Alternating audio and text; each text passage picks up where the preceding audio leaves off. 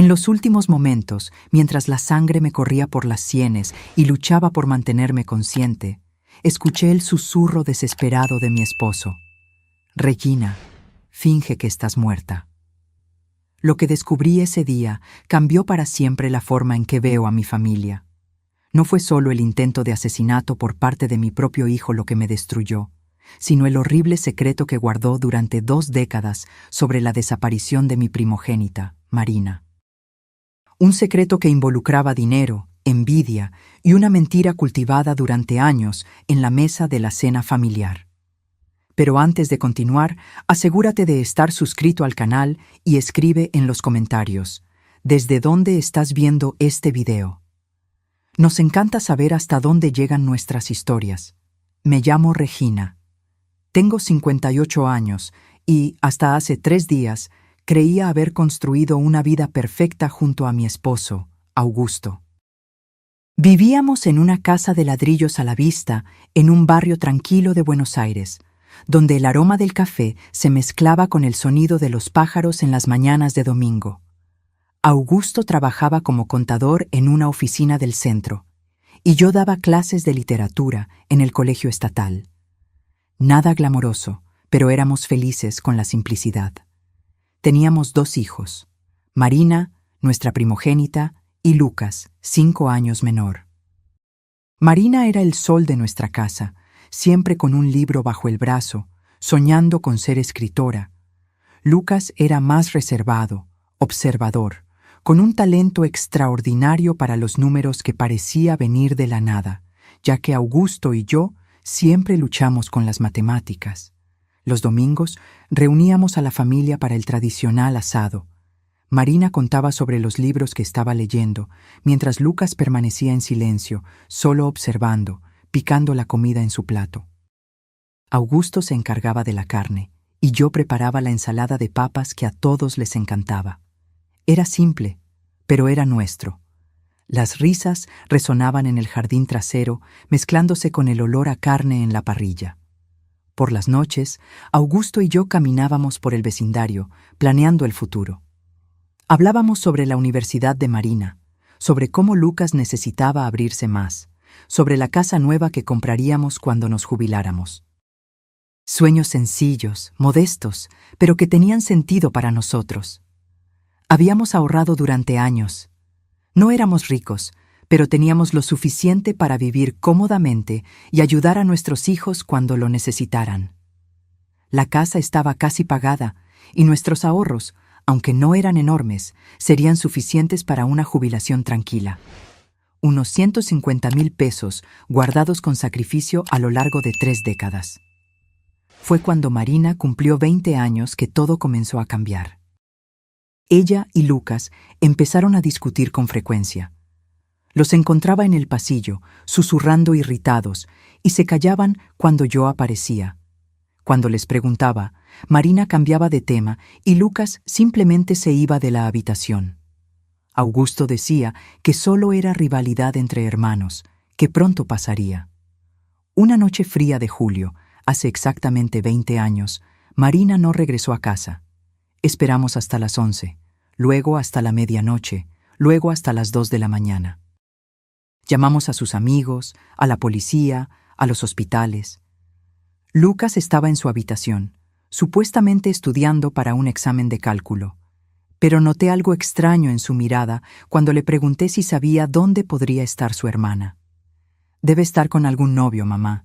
Ya sabes cómo es», respondió sin levantar la vista del libro. Augusto salió con los vecinos a buscarla. Revisaron cada rincón del barrio, cada plaza, cada lugar que Marina solía frecuentar. Al amanecer, recibimos la noticia que destrozaría nuestras vidas. El cuerpo de Marina había sido encontrado en las orillas del Río de la Plata, cerca de la zona del puerto. La policía concluyó que fue un asalto que salió mal. No llevaba su bolso, ni documentos, ni el collar de plata que le habíamos regalado en su cumpleaños. Un crimen común en una gran ciudad. Nunca cuestioné esa versión porque no podía imaginar que la verdad pudiera ser aún más terrible. El funeral de Marina fue el día más oscuro de mi vida. Usé el único vestido negro que tenía, guardado para ocasiones formales, Nunca para algo así. Lucas permaneció a mi lado, extrañamente tranquilo para un chico de 15 años que acababa de perder a su hermana. Mientras yo me deshacía en lágrimas, él mantenía sus ojos fijos en el ataúd, sin una sola lágrima. En ese momento, pensé que era el shock, su manera de procesar el dolor. Augusto no se separó de mi lado durante todo el funeral, sosteniendo mi mano, apoyándome cuando mis piernas flaqueaban. «Vamos a superar esto juntos», me susurraba, aunque notaba una extraña vacilación en su voz, como si guardara algo que no podía contarme. Después de la muerte de Marina, Lucas cambió por completo. Se volvió más atento, más presente en casa. Comenzó a ayudarme en la cocina, a acompañar a su padre en las tareas de mantenimiento de la casa, a traerme pequeños regalos cuando me veía demasiado triste. Pensé que era su forma de lidiar con el luto, de llenar el vacío dejado por su hermana. Qué ingenua fui. Lo que en realidad estaba haciendo era construyendo una fachada perfecta para esconder el monstruo que crecía dentro de él. Los años pasaron, y el dolor por la pérdida de Marina nunca nos abandonó por completo, pero aprendimos a vivir con él. Lucas se graduó en economía, con honores. Consiguió un trabajo en un banco de inversión y parecía irle muy bien. Conoció a Vanessa, una chica encantadora de la Facultad de Marketing, y pronto se casaron. Tuvieron 2 hijos, Mateo y Clara, y por primera vez desde la muerte de Marina, sentí que la vida nos estaba dando una segunda oportunidad de felicidad. Vanessa me llamaba mamá y pasaba horas conmigo en la cocina aprendiendo recetas de la familia. Lucas abrió su propia consultora financiera y, aparentemente, estaba prosperando. Todo parecía perfecto de nuevo, pero ahora, postrada en esta cama de hospital con 3 costillas rotas y el sabor a sangre en la boca, entiendo que toda esa felicidad era una mentira cuidadosamente construida sobre el cadáver de mi hija. Los primeros indicios de que algo andaba mal comenzaron hace unos 8 meses, cuando Augusto y yo decidimos actualizar nuestro testamento. Ya habíamos pasado de los 55 años y necesitábamos organizar nuestros bienes. La casa, los ahorros, la pequeña finca que heredé de mis padres en las afueras. Fue Lucas quien sugirió que buscáramos un abogado. «Mamá, papá, ya no son tan jóvenes. Necesitamos asegurarnos de que todo esté en orden», dijo con esa sonrisa que ahora me parece tan calculadora. Vanessa estaba a su lado, sosteniendo mi mano con esos dedos delicados que, más tarde, ayudarían a empujarme a la muerte. Los amamos demasiado y queremos asegurarnos de que estén protegidos, agregó con su voz dulce. El abogado, el doctor Fabricio, un hombre de mediana edad que conocíamos a través de amigos en común, nos explicó nuestras opciones. Podríamos crear un fideicomiso, dividir los bienes entre los nietos o hacer un testamento convencional. Lucas insistió en que lo nombráramos a él y a Vanessa como únicos herederos, argumentando que ellos se encargarían de la distribución a los nietos cuando llegara el momento. Además, dijo, mirándome a los ojos con una intensidad que me incomodó, van a necesitar de nosotros cuando sean mayores. Es mejor que tengamos acceso a los recursos para cuidarlos adecuadamente. Algo en su tono me causó un malestar inexplicable, pero Augusto pareció convencido. Mi esposo, siempre tan práctico y confiado, aceptó la sugerencia sin mucha resistencia. Yo tenía mis dudas, especialmente porque recordaba cómo Marina siempre hablaba de ayudarnos financieramente cuando envejeciéramos. Marina tenía planes, sueños de cuidarnos, pero ya no estaba, y Lucas era nuestro único hijo vivo. Firmamos los documentos una tarde de miércoles. Recuerdo que Vanessa llevaba un vestido de flores y me dio un abrazo prolongado después de la ceremonia. Ahora somos oficialmente una familia para siempre, me susurró al oído. Un escalofrío me recorrió la espalda, aunque no entendía por qué en ese momento. Esa noche, mientras preparaba una sopa de verduras para la cena, no pude librarme de la sensación de que había cometido un grave error. Se lo comenté a Augusto, que estaba distraído leyendo el periódico en la mesa de la cocina. ¿No te pareció, Lucas, un poco demasiado insistente con el testamento?, pregunté, revolviendo el caldo humeante. «Solo está siendo práctico, Regina. Sabe de finanzas. Es su trabajo», respondió Augusto sin levantar la vista del periódico. Pero noté una tensión en sus hombros, algo que no concordaba con sus palabras despreocupadas. Las semanas siguientes fueron extrañas. Lucas y Vanessa comenzaron a visitarnos con más frecuencia.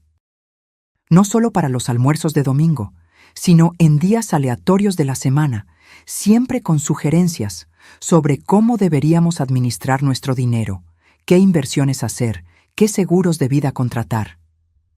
«Mamá, deberían vender esta casa», comentó Vanessa mientras examinaba nuestra sala de estar como si estuviera tasando una propiedad en venta.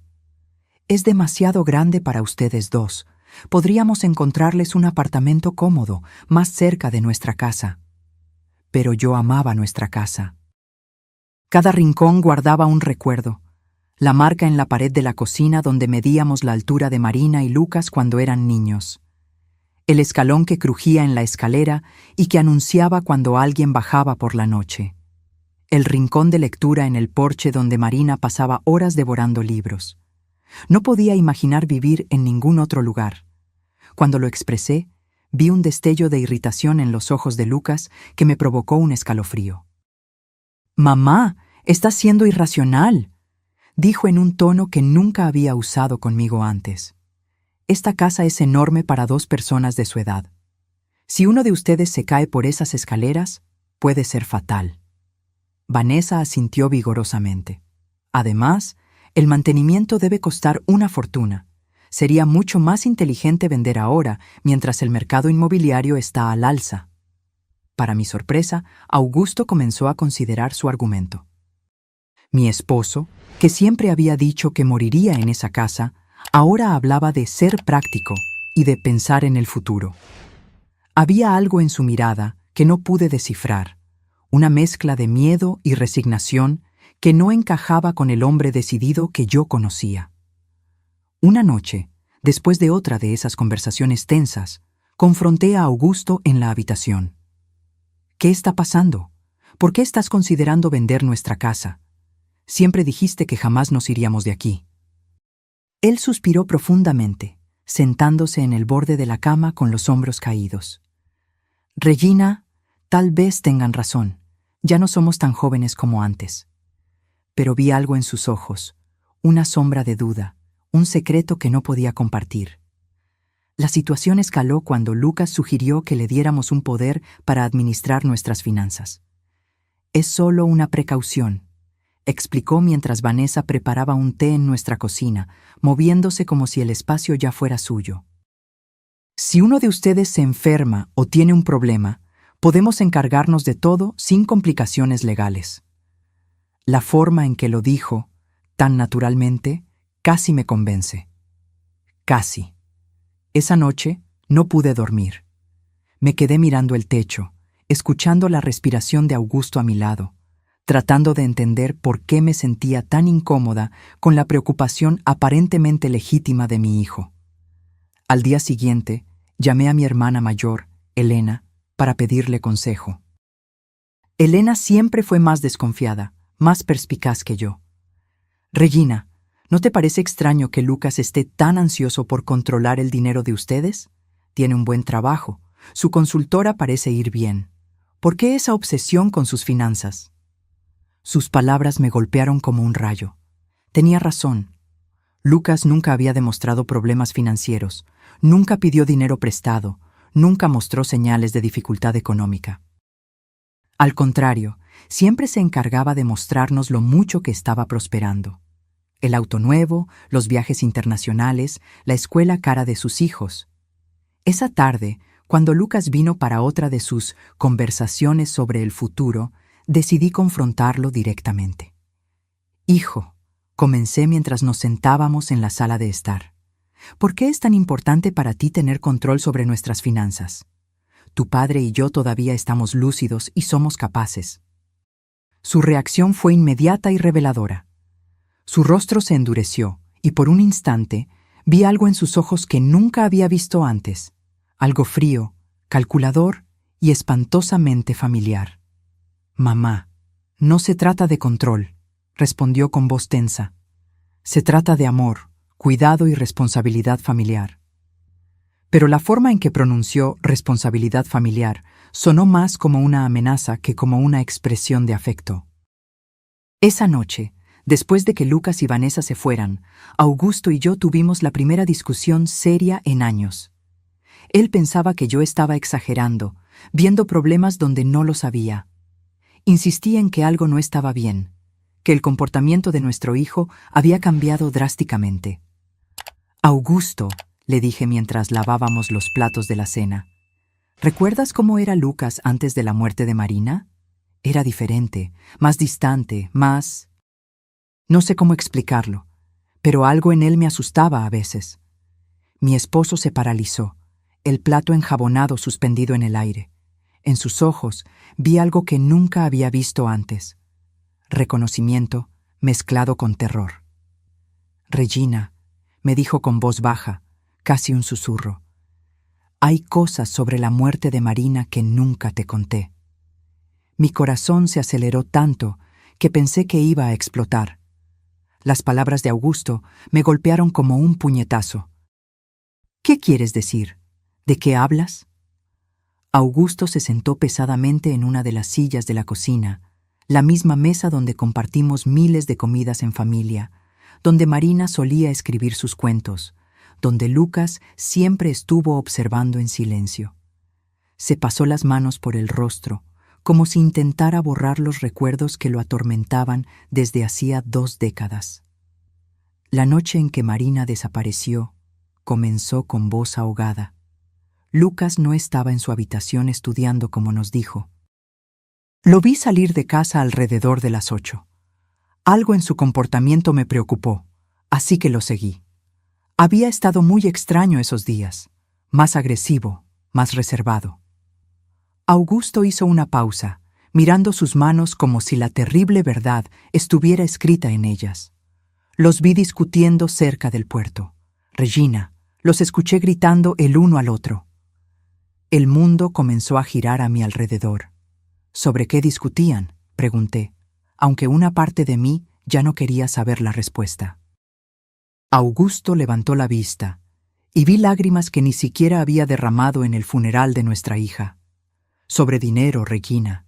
Lucas estaba furioso porque Marina era la primogénita, porque según la tradición de mi familia, ella recibiría la mayor parte de la herencia. Pero había algo más, algo sobre el dinero que Lucas estaba tomando sin permiso. ¿Qué dinero?, pregunté, sintiendo que el suelo desaparecía bajo mis pies. Augusto respiró hondo antes de continuar. 2 días antes de morir, Marina me buscó en el garaje donde arreglaba el auto. Había descubierto que Lucas estaba desviando dinero de nuestra cuenta de ahorros, pequeñas cantidades al principio, luego valores mayores. Ella tenía pruebas, pasó semanas investigando. Mi mente se negaba a procesar lo que estaba escuchando.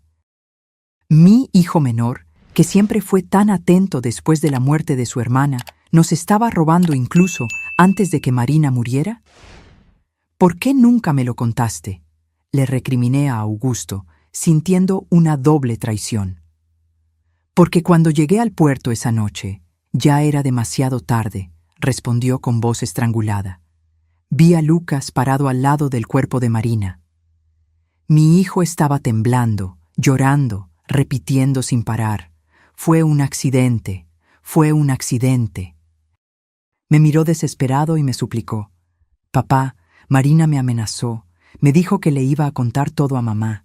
Se me abalanzó, solo me defendí y se resbaló. Te juro que fue un accidente.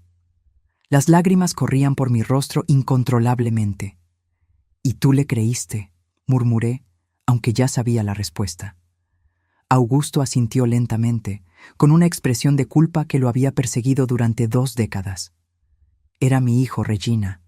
Mi hijo menor me estaba pidiendo ayuda y Marina ya estaba muerta.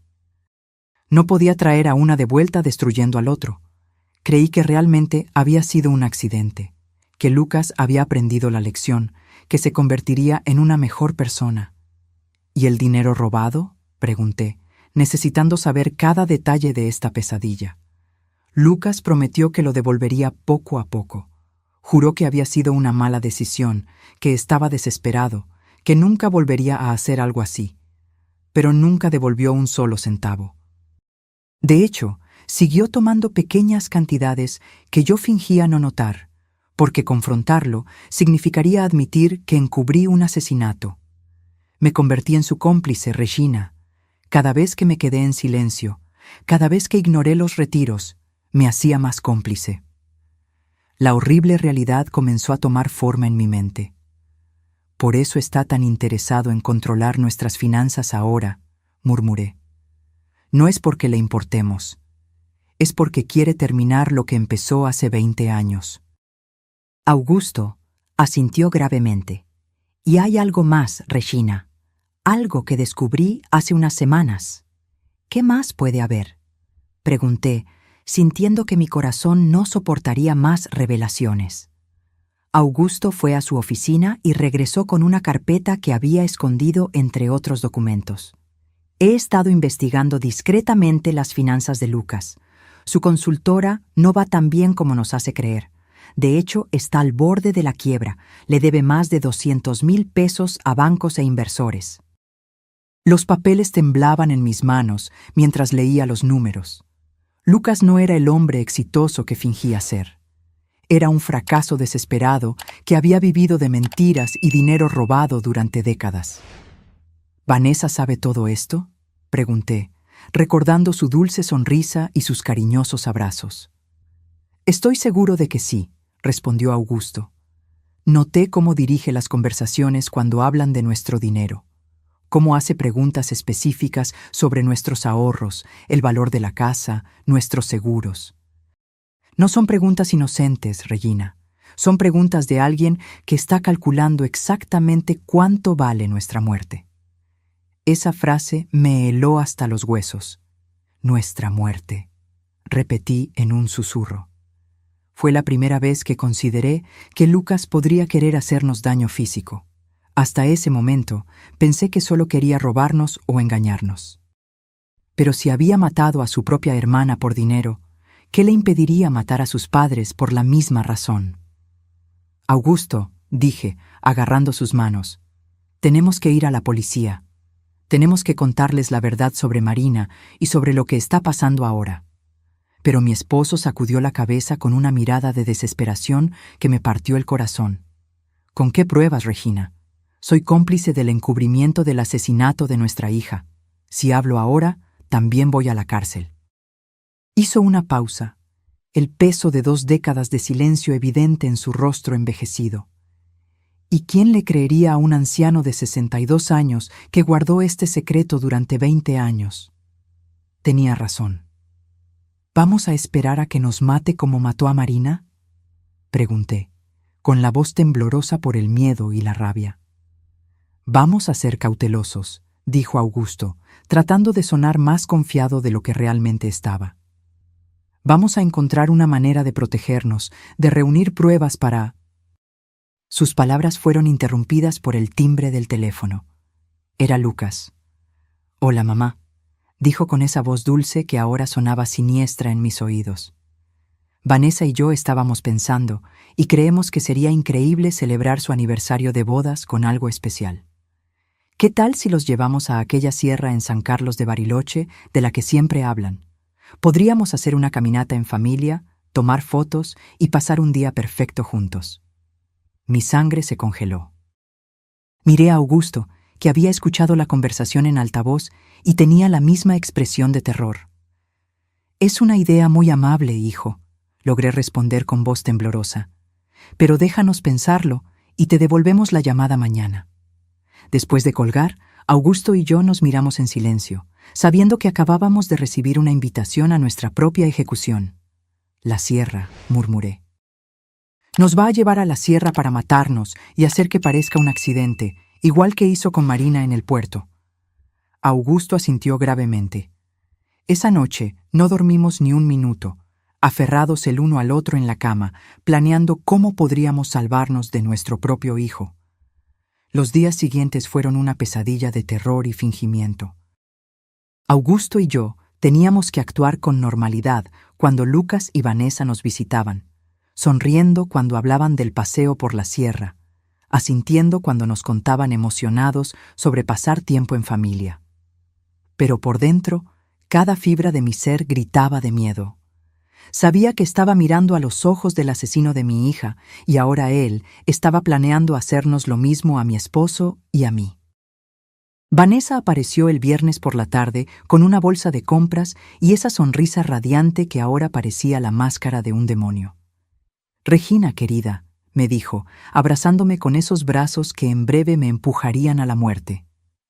Compré algunas provisiones para nuestra aventura en la sierra, sándwiches, agua, frutas, todo lo que necesitamos para el picnic. Me mostró el contenido de la bolsa como una niña entusiasmada, pero yo solo podía pensar en cómo cada uno de esos artículos se usaría para encubrir nuestro asesinato. También traje mi cámara nueva, agregó, sacando una costosa cámara digital de su bolso. Quiero capturar cada momento de este día especial. Serán fotos que atesoraremos para siempre. La ironía de sus palabras me dio náuseas. La única foto que tomaría sería la de nuestros cuerpos destrozados en el fondo de algún precipicio. Lucas llegó poco después cargando una mochila de senderismo de aspecto nuevo. «Papá», le dijo a Augusto con entusiasmo forzado, «compré todo el equipo necesario para una caminata segura. Cuerdas, linternas, botiquín de primeros auxilios». Cada palabra sonaba como una burla cruel. Equipo de seguridad para planear nuestros asesinatos. La perversidad de la situación me mareó. «¿No es un poco peligroso para personas de nuestra edad?», pregunté, tratando de sonar casual mientras buscaba cualquier excusa para cancelar el viaje. Vanessa me acarició el rostro con esa falsa ternura que me revolvía el estómago. «Por eso elegimos un sendero muy tranquilo y seguro», me aseguró. «Es una caminata que hasta los niños pueden hacer. Además, Lucas y yo estaremos allí para cuidarlos todo el tiempo». Sí, ellos estarían allí para cuidarnos hasta el momento exacto en que decidieran empujarnos por un acantilado. Esa noche, cuando finalmente se fueron, Augusto y yo nos sentamos en la sala, temblando no solo por el frío, sino por el terror absoluto que habíamos contenido durante horas. «No podemos ir», le dije, agarrando sus manos. «Simplemente no podemos. Inventaremos alguna excusa». «Si no vamos», respondió Augusto con voz grave, «encontrarán otra manera de matarnos. Tal vez algo que parezca aún más accidental, como una fuga de gas o un incendio en la casa. Al menos en la sierra, sabemos lo que van a intentar hacer». Sus palabras tenían una lógica terrible que no me consolaba en absoluto. «Entonces, ¿qué sugieres?», pregunté, desesperada por encontrar alguna solución que salvara nuestras vidas. Augusto se quedó pensativo por unos minutos antes de responder. «Iremos, pero estaremos preparados.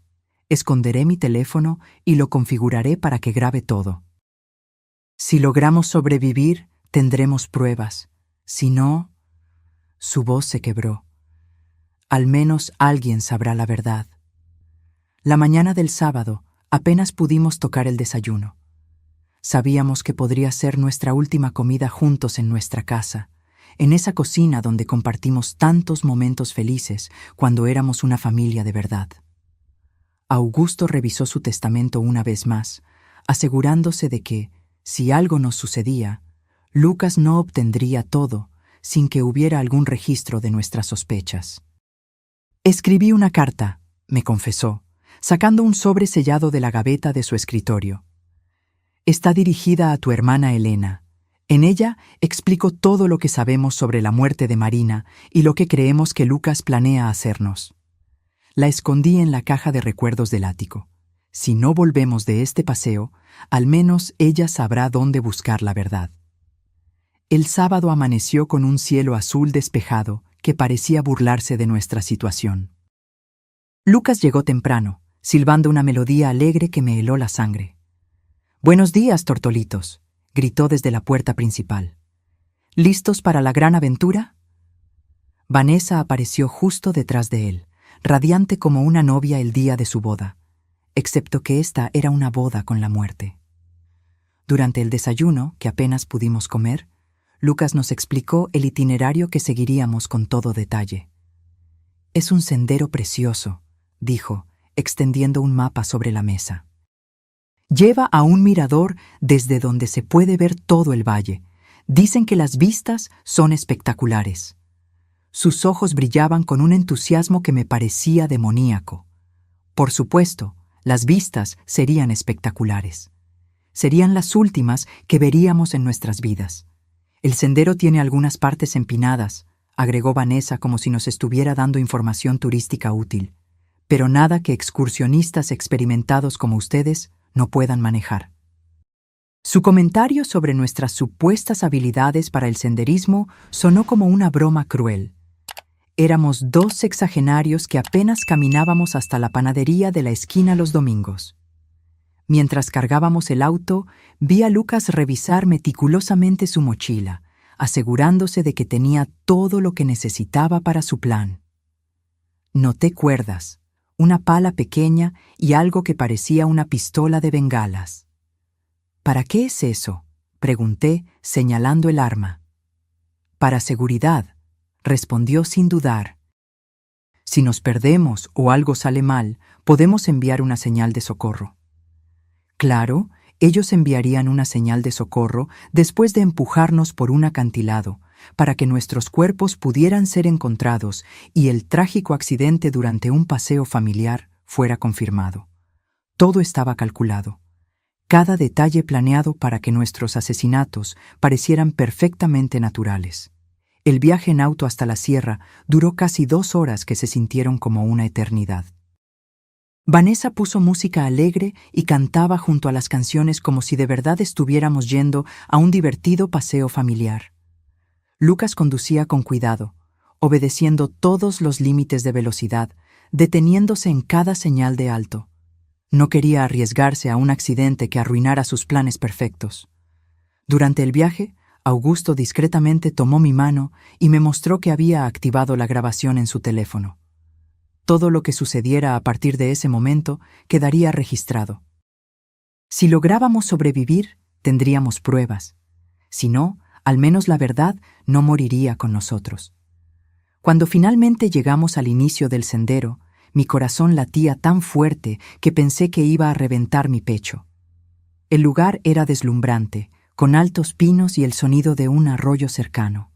Pero para mí se había convertido en el escenario de mi propia ejecución. Lucas y Vanessa sacaron sus mochilas del baúl, sonriendo y bromeando como si fuera el día más feliz de sus vidas. «¿Listos para la aventura?», preguntó Lucas con un entusiasmo que me hizo temblar. Y por primera vez en 20 años vi en sus ojos el mismo brillo frío que debió tener la noche en que mató a Marina. El sendero comenzó relativamente fácil, serpenteando entre árboles imponentes y rocas cubiertas de musgo. Vanessa caminaba delante de nosotros, tomando fotos constantemente y comentando sobre la belleza del paisaje. «¡Miren esas flores silvestres!», exclamó, señalando unos arbustos cubiertos de pequeñas flores azules. «Y ese pájaro de allí arriba, ¡qué hermoso!».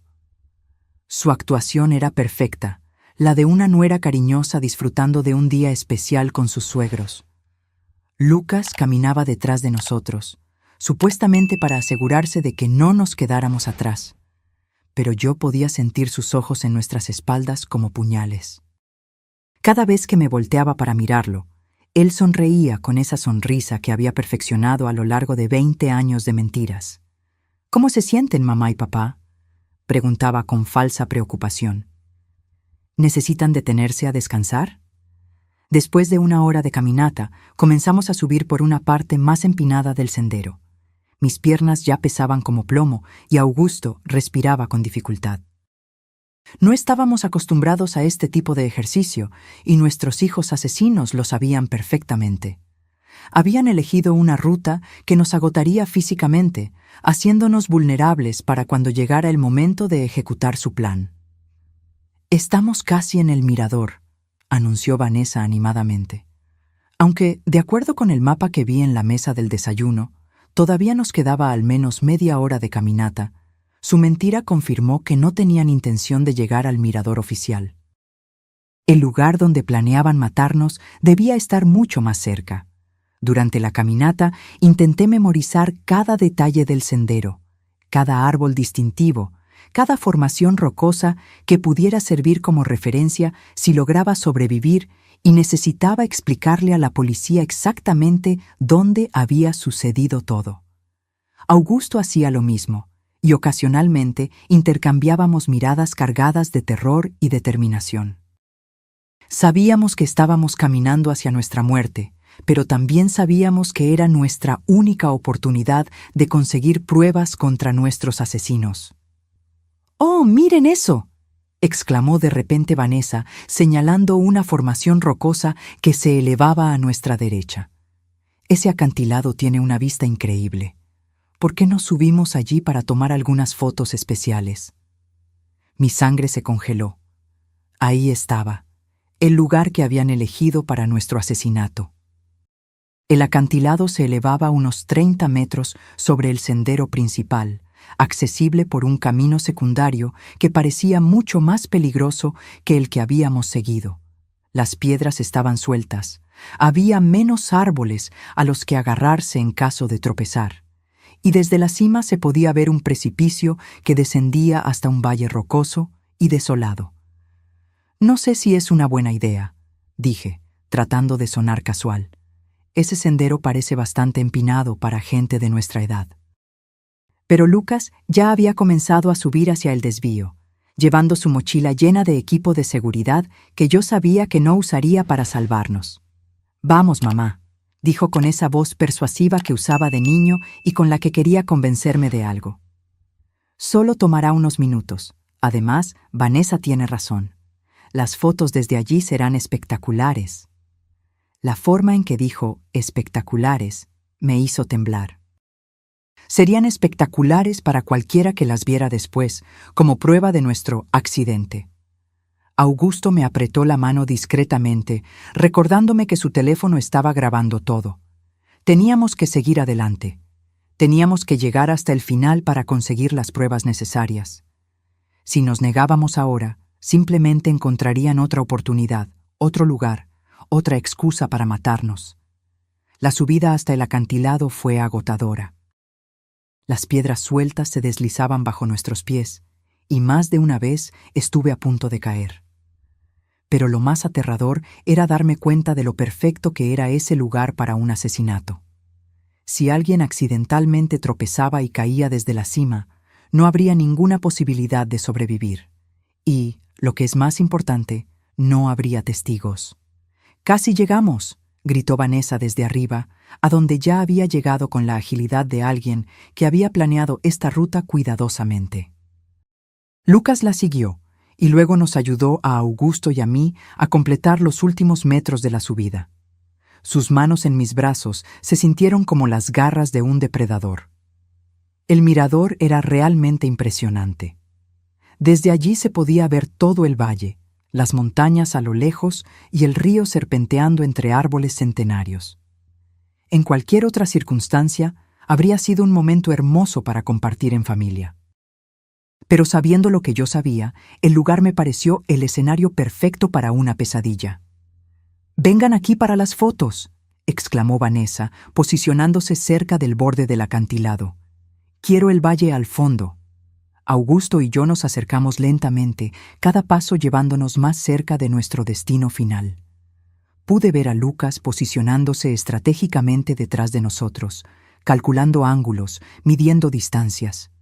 «Perfecto», dijo Vanessa, levantando su cámara. «Ahora, abrácense y sonrían». Augusto y yo nos abrazamos, probablemente por última vez, mientras ella tomaba foto tras foto. Cada destello de la cámara parecía un relámpago que anunciaba la tormenta que estaba a punto de llegar. «Una más», sugirió Lucas, acercándose a nosotros. «Pero esta vez, den un paso atrás para que el paisaje se vea mejor». Un paso atrás significaba estar exactamente en el borde del precipicio. Augusto y yo intercambiamos una mirada. La hora había llegado. Retrocedimos como se nos había dicho, sintiendo que el suelo firme desaparecía bajo nuestros pies, quedando solo el vacío del abismo detrás de nosotros. Vanessa levantó la cámara una vez más, pero esta vez vi algo diferente en sus ojos. Ya no había necesidad de fingir. La máscara se había caído. «Sonrían», dijo con una voz que ya no tenía nada de dulce. «Esta será la última foto de ustedes». En ese momento, Lucas se abalanzó hacia nosotros con los brazos extendidos. El plan era simple: empujarnos hacia atrás para que cayéramos al vacío, tomar algunas fotos del accidente y luego bajar a encontrar nuestros cuerpos destrozados. Pero Augusto se había preparado para este momento. En el último segundo, logró agarrar la muñeca de Lucas y tirar de él hacia adelante. «Si vamos a morir, tú vienes con nosotros», gritó con una furia que nunca había visto en él antes. Por un momento, los cuatro estábamos tambaleándonos en el borde del acantilado, sosteniéndonos unos a otros en una danza macabra entre la vida y la muerte. Vanessa gritó e intentó ayudar a Lucas, pero el peso de todos nosotros era demasiado. Sentí que el suelo cedía bajo mis pies, sentí que la gravedad comenzaba a ganar la batalla. Y entonces caímos juntos, atrapados en un abrazo mortal, gritando mientras el aire silbaba a nuestro alrededor y el suelo rocoso se acercaba a una velocidad aterradora. En esos segundos que duraron una eternidad, pensé en Marina, en cómo debió sentirse cuando Lucas la empujó a las aguas oscuras del Río de la Plata hace 20 años. El impacto fue brutal. Escuché el horrible sonido de huesos rompiéndose, el sonido de mi propio cuerpo destrozándose contra las rocas. El dolor era indescriptible. Pero aún más terrible era el sabor metálico a sangre en mi boca y la certeza de que esta vez Lucas había ganado. Esta vez no habría testigos para contar la verdad. Pero entonces escuché la voz de Augusto, débil, pero clara. «Regina, no te muevas, finge que estás muerta». Y me di cuenta de algo increíble. Aún estaba viva. El dolor era tan intenso que pensé que me volvería loca. Cada fibra de mi cuerpo gritaba en agonía. Sentí sangre corriendo por mi rostro y algo caliente y pegajoso empapando mi ropa. Pero la voz de Augusto resonó en mis oídos como una orden divina. «Finge que estás muerta». Con una fuerza de voluntad que no sabía que poseía, permanecí completamente inmóvil, controlando incluso mi respiración para que fuera imperceptible. A pocos metros de distancia, podía escuchar los gemidos de dolor de Lucas y Vanessa. Ellos también habían sobrevivido a la caída, pero por sus lamentos parecían estar en peores condiciones que nosotros. «Vanessa», escuché la voz rota de mi hijo. «¿Estás bien?». Su preocupación por su esposa me repugnaba. Este hombre, que había asesinado a su propia hermana e intentado matarnos, aún era capaz de sentir amor por alguien. «Creo que me rompí la pierna», gimió Vanessa. «Me duele tanto, Lucas». «¿Y los viejos?». La forma irrespetuosa en que se refirió a nosotros confirmó lo que yo ya sabía. Nunca habíamos sido familia para ella. Solo éramos obstáculos en el camino hacia nuestro dinero. Escuché movimiento, como si Lucas se estuviera arrastrando en nuestra dirección. Mi corazón latía tan rápido que temí que pudiera oírlo. «Están muertos», anunció después de unos minutos que parecieron horas. «Ambos tienen los ojos abiertos, pero no están respirando». Su mentira me llenó de una extraña esperanza. Si él creía que estábamos muertos, tal vez tendríamos una oportunidad. «Perfecto», susurró Vanessa con una satisfacción que me heló la sangre. «Funcionó exactamente como lo planeamos». «Bueno, excepto por la parte en la que nosotros también caímos», escuché la risa amarga de Lucas. «Al menos no tendremos que fingir que los amamos más». En los minutos siguientes, que parecieron una eternidad, Lucas y Vanessa discutieron su situación. Ambos estaban heridos, pero podían moverse. El plan ahora era arrastrarse hasta encontrar un lugar desde donde pudieran pedir ayuda y luego contar la historia de cómo habían sobrevivido milagrosamente a un trágico accidente que había matado a sus pobres padres. «Recuerda la historia», le dijo Lucas a Vanessa. «Estábamos tomando fotos cuando una roca se soltó bajo los pies de papá. Él tropezó y, tratando de agarrarse, arrastró a mamá con él. Nosotros intentamos ayudar, pero caímos también. Es importante que nuestras historias coincidan. Lo sé, respondió Vanessa impaciente. Lo practicamos 100 veces. Somos los sobrevivientes traumatizados de una tragedia familiar. Pobres de nosotros, perdimos a nuestros queridos suegros en un horrible accidente. Su actuación era tan convincente que si yo no hubiera vivido la verdad, habría creído cada palabra. Gradualmente, sus voces se desvanecieron mientras se arrastraban hacia lo que esperaban fuera su salvación.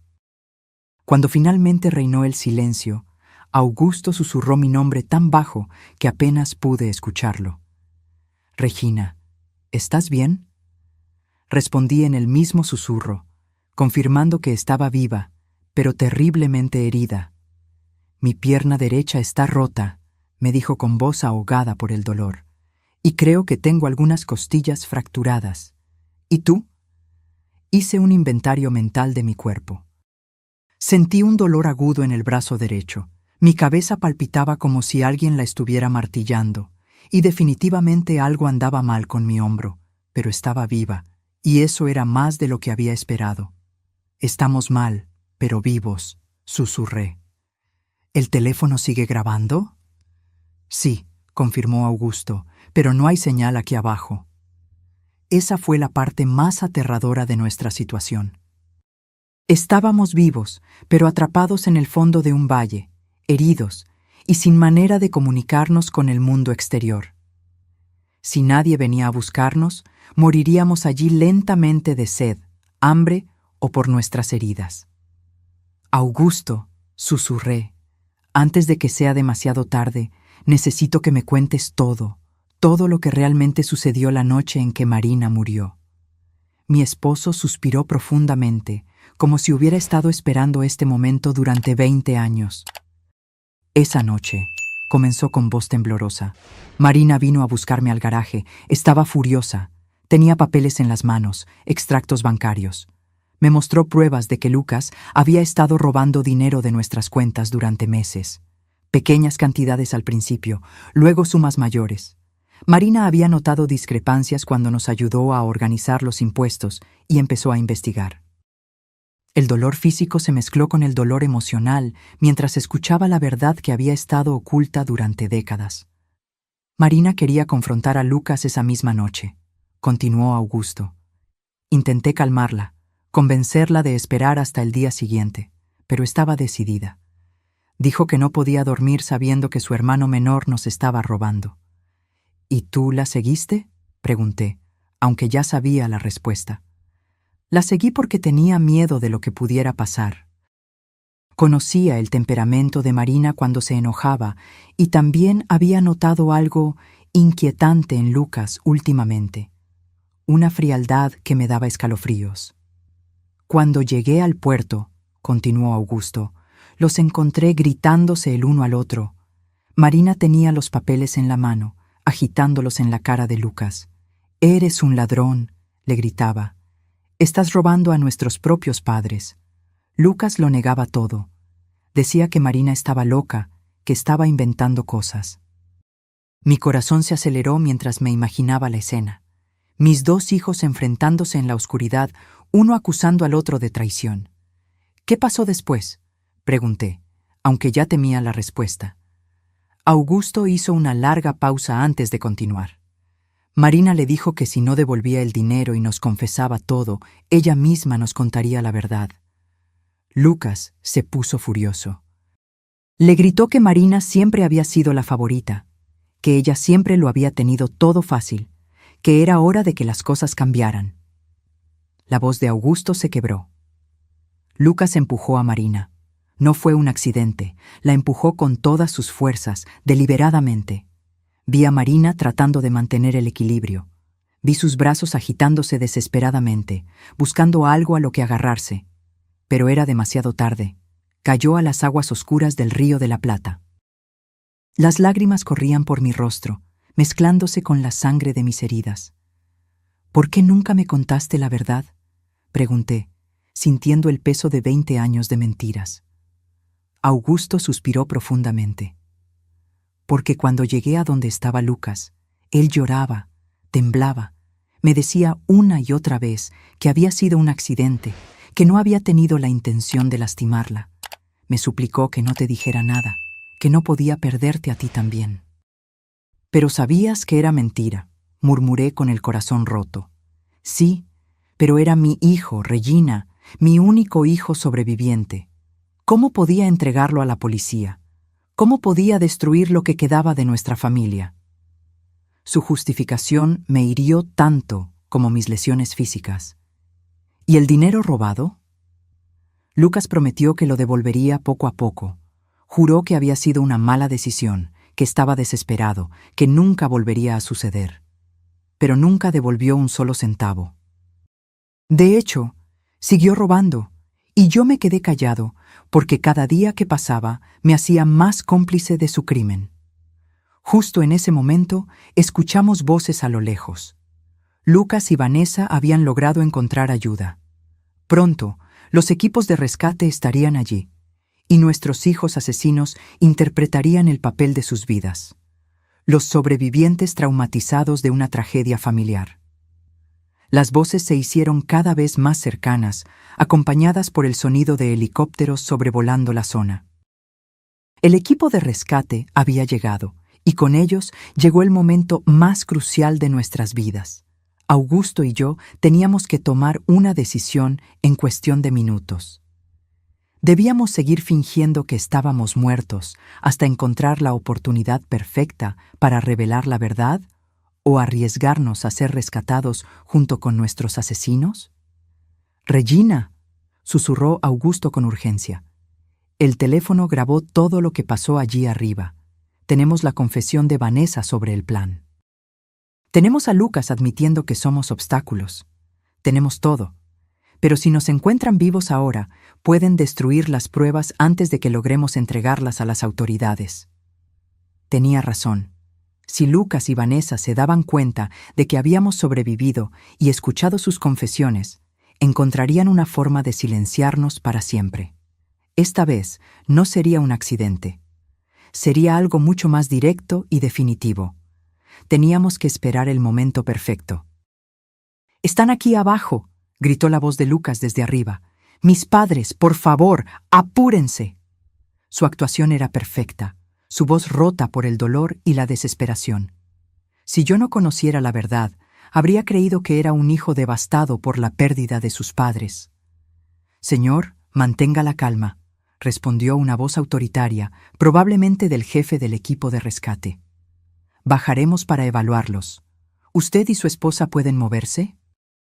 Escuché el sonido de cuerdas y equipo siendo preparado para el descenso. Vanessa había perfeccionado su papel como la nuera afligida. «No puedo creer que esto haya pasado», sollozó.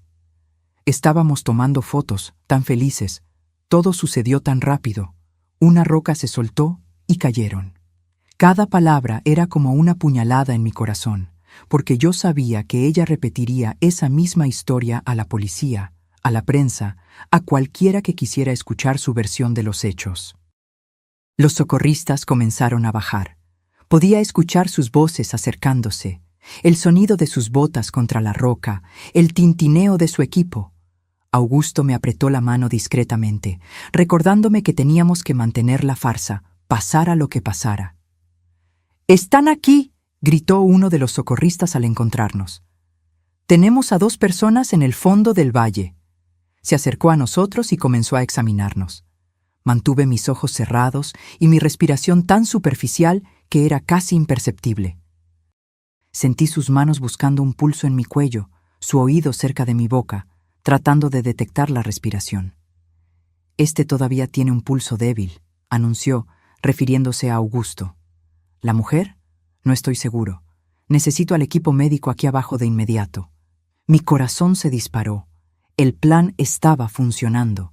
Ellos creerían que Augusto estaba al borde de la muerte, pero aún vivo, mientras yo estaría lo suficientemente cerca de la muerte para no ser una amenaza inmediata. En los siguientes minutos, que se sintieron como horas, los paramédicos trabajaron en nosotros.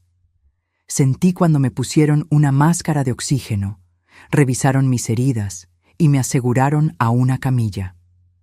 Todo el tiempo tuve que luchar contra cada instinto de mi cuerpo que me gritaba que abriera los ojos, que pidiera ayuda, que dejara de fingir. La mujer está en estado muy grave, escuché a uno de los paramédicos informar por radio, pulso casi imperceptible. Necesitamos transportarlos al hospital de inmediato. Perfecto. Nos llevarían al hospital, donde tendríamos la oportunidad de hablar con las autoridades sin que Lucas y Vanessa pudieran silenciarnos. Durante el ascenso en las camillas, pude escuchar los sollozos teatrales de Vanessa y las palabras de consuelo que los socorristas le ofrecían a ella y a Lucas. Fueron muy valientes al sobrevivir a esto, alguien les dijo. Es un milagro que estén relativamente bien. Si supieran que el verdadero milagro era que Augusto y yo estábamos vivos para contar la verdad. En el helicóptero médico, mientras volábamos hacia el hospital, pude sentir la presencia de Augusto en la camilla a mi lado. Los paramédicos estaban enfocados en mantenerlo estable, y por sus conversaciones entendí que estaba en estado crítico. Sus heridas eran más graves que las mías, y por un momento terrible, temí que pudiera morir antes de que tuviéramos la oportunidad de revelar la verdad. Señora, escuché a uno de los paramédicos decirme, si puede oírme, aguante. Estaremos en el hospital en pocos minutos. Su voz era gentil, llena de una compasión genuina que contrastaba dramáticamente con la falsedad que había escuchado de mi propia familia. Cuando llegamos al hospital, el caos fue inmediato. Médicos y enfermeras corrían de un lado a otro, gritando órdenes médicas que yo no entendía. Fui llevada directamente a una sala de emergencias donde comenzaron a trabajar en mis heridas. Tenía que seguir fingiendo que estaba inconsciente, pero también necesitaba encontrar una manera de comunicarme con alguien en quien pudiera confiar. Doctora, escuché a una enfermera decir, los signos vitales de ella son extraños. El pulso está más fuerte de lo que esperaríamos para alguien en su supuesta condición. Mi corazón se saltó un latido. Me habían descubierto. Era tan mala actriz que mi propio cuerpo me estaba traicionando. Murmuró la doctora. A veces sucede en casos de trauma extremo. El cuerpo tiene formas misteriosas de aferrarse a la vida. Vamos a monitorearla de cerca. La señora... Bueno, las próximas horas serán cruciales.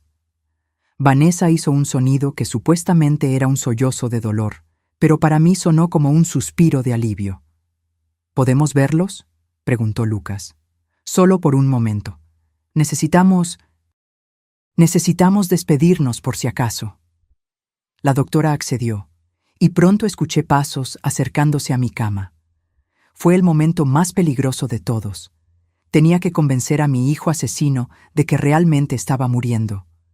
Sentí la presencia de Lucas junto a mi cama. Su mano tocó la mía, y fue todo lo que pude hacer para no apartarla. «Mamá», susurró, «si puedes oírme, quiero que sepas que te amo. Siento mucho que esto haya sucedido». Sus palabras eran miel envenenada, dulces en la superficie, pero mortales en su esencia. Vanessa se acercó desde el otro lado. «Regina, querida», murmuró, «has sido como una madre para mí. Nunca te olvidaremos». Mentira. La única razón por la que no me olvidarían era porque tendrían que vivir con el conocimiento de que me habían asesinado. Pero entonces, Lucas se inclinó más cerca de mi oído y susurró algo que me heló la sangre. «Espero que hayas aprendido la lección, mamá. Nunca debiste hacer tantas preguntas sobre nuestras finanzas. Algunas verdades es mejor dejarlas enterradas, igual que a Marina». En ese momento, supe que nuestro plan había funcionado. Lucas acababa de confesar, y aunque yo no tenía cómo grabarlo, había una enfermera en la habitación que había escuchado cada palabra. El susurro de Lucas resonó en mis oídos como una confesión directa de su culpa. Había mencionado a Marina. Había admitido que algunas verdades debían permanecer enterradas. Y, lo que es más importante, había reconocido que nuestras preguntas sobre las finanzas habían sido la razón de nuestro accidente. La enfermera que había escuchado el comentario, una joven llamada Carla, según su identificación, se había paralizado junto al monitor cardíaco. Vi a través de mis ojos semicerrados cómo sus ojos se abrían de par en par, sorprendidos y horrorizados. Había escuchado algo que no debía, y su expresión me dijo que entendía perfectamente las implicaciones de esas palabras. «¿Qué dijiste sobre Marina?», susurró Vanessa, obviamente sorprendida por la mención de la hermana muerta. Lucas se puso tenso, dándose cuenta de que había hablado de más. «Nada», murmuró. «Solo quise decir, bueno, mamá siempre se preguntó qué pasó de verdad esa noche». «Creo que ya no importa», dijo Vanessa, pero su voz traicionó su nerviosismo. Era lo suficientemente inteligente como para darse cuenta de que su esposo había cometido un error. «Lucas», susurró con urgencia, «vámonos. Los médicos necesitan espacio para trabajar». Pude sentir la tensión entre ellos, el entendimiento mutuo de que habían hablado demasiado en el lugar equivocado. Después de que se fueron, la enfermera Carla se acercó a mi cama. «Señora», susurró tan bajo que apenas pude escucharla. «Sé que puede oírme. Lo que acabo de escuchar no es normal. Si está en peligro, necesito que me lo diga de alguna manera». Su voz tenía una urgencia que me llenó de esperanza. Alguien más había comenzado a sospechar. Muy lentamente, casi imperceptiblemente, moví mi dedo índice. Fue el movimiento más pequeño posible, pero Carla lo notó de inmediato. «Dios mío», susurró, «está consciente». Moví mi dedo de nuevo, esta vez 2 veces.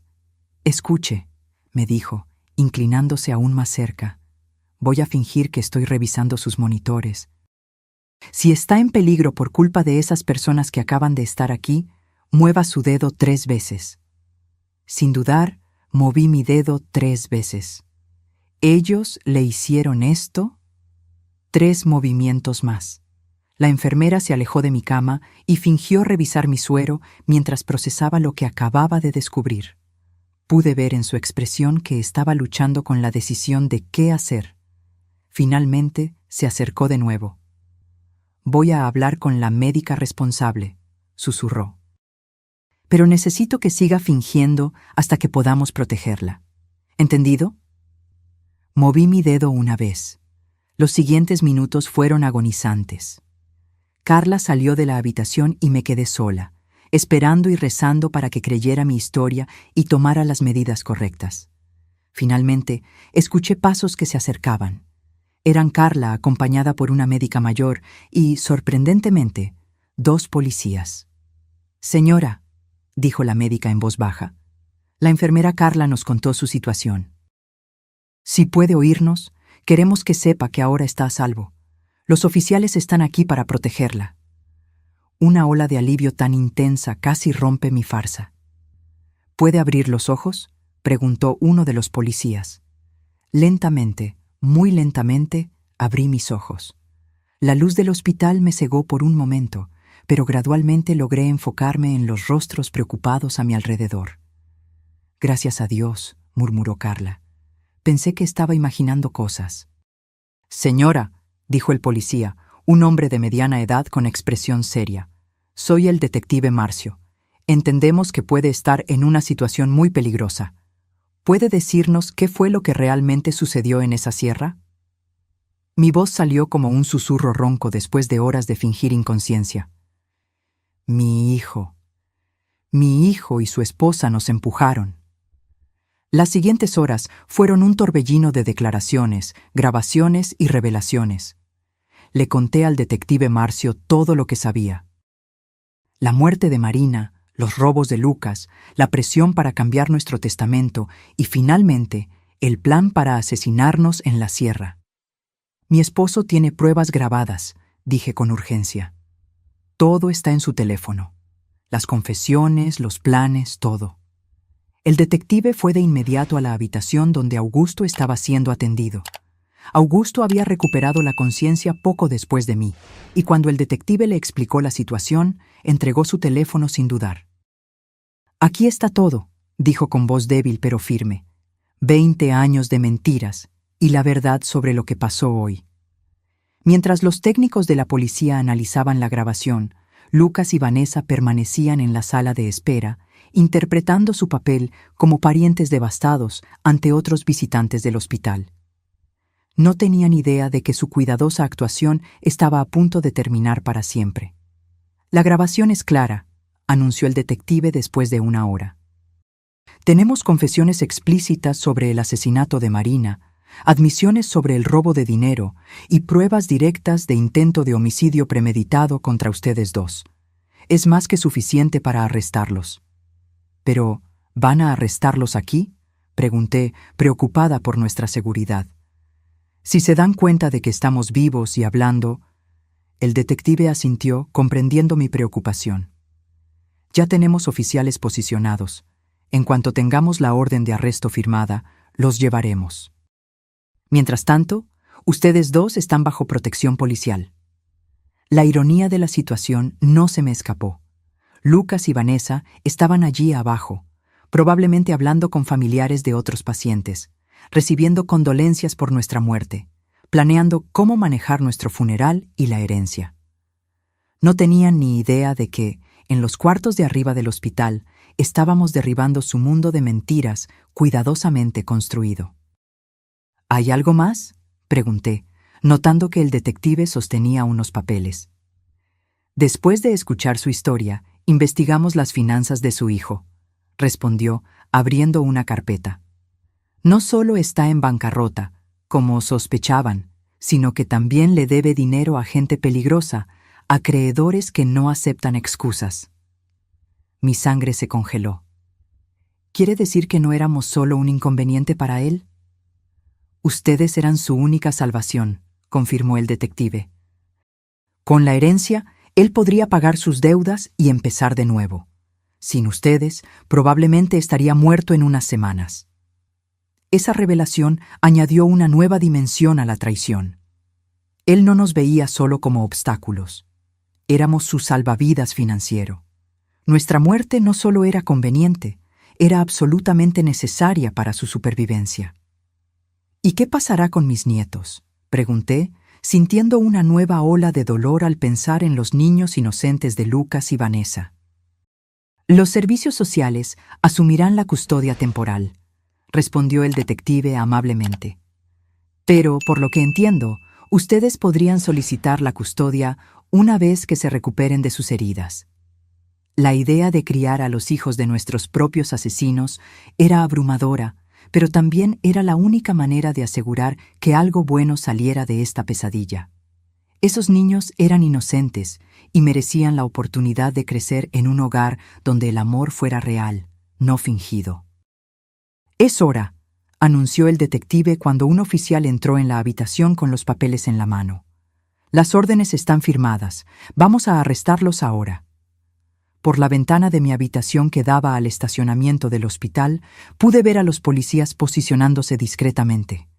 El momento que había esperado durante 20 años finalmente había llegado. «Lucas y Vanessa Olivera», escuché la voz firme del oficial a cargo por la radio de la policía.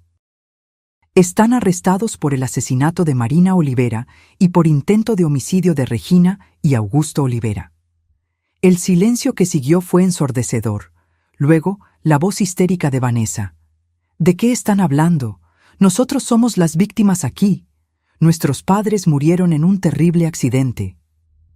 «Señora», respondió el oficial con calma, «sus suegros están vivos y han proporcionado pruebas completas de sus crímenes». Hubo un momento de silencio absoluto, seguido de un grito desesperado de Lucas. «¡Eso es imposible! ¡Los vimos morir! ¡Estaban muertos!». Su confesión involuntaria fue capturada por las grabadoras de la policía, agregando otra pieza de evidencia al caso. Por la radio, escuché a Vanessa comenzar a culpar a Lucas. «Todo fue idea suya. Yo no quería hacer nada de esto. Él me obligó». Y Lucas, en su desesperación, gritó: «Tú fuiste quien sugirió el acantilado. Tú planeaste todo esto. En cuestión de minutos, la alianza que había durado años se desmoronó mientras cada uno intentaba salvar su propio pellejo. El detective Marcio regresó a mi habitación 1 hora después con una expresión de satisfacción mezclada con tristeza. Están arrestados y camino a la comisaría, me informó. Ambos se están culpando mutuamente, lo que solo fortalece nuestro caso. Pero hay algo más que necesito decirles. ¿Qué más?, pregunté, aunque no estaba segura de que mi corazón pudiera soportar más revelaciones. Durante el arresto, encontramos esto en la mochila de su hijo, dijo, mostrándome una pequeña grabadora digital. Aparentemente, había estado grabando sus conversaciones con usted y su esposo en las últimas semanas, probablemente buscando pruebas de que ustedes sospechaban algo. Mi sangre se congeló. ¿Qué significa eso? El detective suspiró. Significa que él sabía que ustedes estaban empezando a descubrir la verdad. El viaje a la sierra no fue una decisión espontánea. Fue una respuesta directa a sus sospechas. En una de las grabaciones se puede oír claramente a Vanessa diciendo: «Tenemos que actuar rápido antes de que vayan a la policía». La profundidad de la planificación y la frialdad del cálculo me dejaron sin aliento. No solo planearon matarnos. Habían estado monitoreando nuestras conversaciones, evaluando el nivel de peligro que representábamos para ellos. Éramos ratones en un laberinto, y ellos eran los científicos que observaban cada uno de nuestros movimientos. «Hay algo más», continuó el detective, «que encontramos en la investigación de sus finanzas. Su hijo no solo le debía dinero a acreedores peligrosos, sino que también había falsificado su firma en varios documentos, intentando acceder a sus cuentas bancarias. Si hubieran muerto en esa sierra, él habría tenido acceso inmediato a todos sus recursos». Cada nueva revelación era como otra puñalada. Mi propio hijo no solo había planeado asesinarme, sino que había estado robándome activamente, falsificando mi firma y violando cada principio de confianza familiar que yo había intentado inculcarle. «¿Cuánto dinero robó en total?», pregunté, aunque no estaba segura de si quería saber. «Unos 80,000 pesos en los últimos 5 años», respondió el detective. Pequeñas cantidades que pensó que ustedes no notarían, pero que sumadas totalizan una fortuna. El dinero que Augusto y yo habíamos ahorrado durante décadas de arduo trabajo, peso a peso, había estado financiando la vida lujosa de nuestro hijo mientras él planeaba nuestro asesinato. Los días siguientes en el hospital fueron un torbellino de entrevistas con la policía, visitas de abogados y llamadas de periodistas que se habían enterado de la historia. La prensa local había titulado el caso como «La traición familiar más brutal de la década». Reporteros de todo el país querían escuchar nuestra versión de los hechos. Mi hermana Elena llegó desde Córdoba llorando y abrazándome como si no me hubiera visto en décadas. «Regina», repetía entre sollozos. Siempre supe que había algo raro en Lucas después de la muerte de Marina, pero nunca imaginé que fuera capaz de esto. Sus palabras me consolaron porque confirmaron que mis instintos maternos no habían sido completamente ciegos. ¿Y los niños?, pregunté sobre mis nietos que ahora estaban bajo la custodia temporal de los servicios sociales. «Los visité ayer», respondió Elena con tristeza. «Están confundidos, preguntando por qué sus padres no pueden volver a casa. Son muy pequeños para entender lo que realmente pasó». El abogado que contratamos, el doctor Vinicius, vino a visitarnos con noticias sobre el proceso legal. «El caso es sólido», nos aseguró. «Con las grabaciones, las confesiones durante el arresto y todas las pruebas financieras, es casi imposible que escapen de condenas significativas». El juicio comenzó 6 meses después. El día que tuve que testificar, miré a Lucas directamente a los ojos por primera vez desde el arresto. No vi remordimiento ni dolor. No vi al hijo que había criado. Vi a un extraño frío y calculador que se había disfrazado de mi hijo durante décadas. Cuando terminé mi testimonio, después de relatar cada detalle horrible de nuestra experiencia, me dirigí a él directamente desde el estrado de los testigos. «Lucas», No sé quién eres, pero ya no eres mi hijo.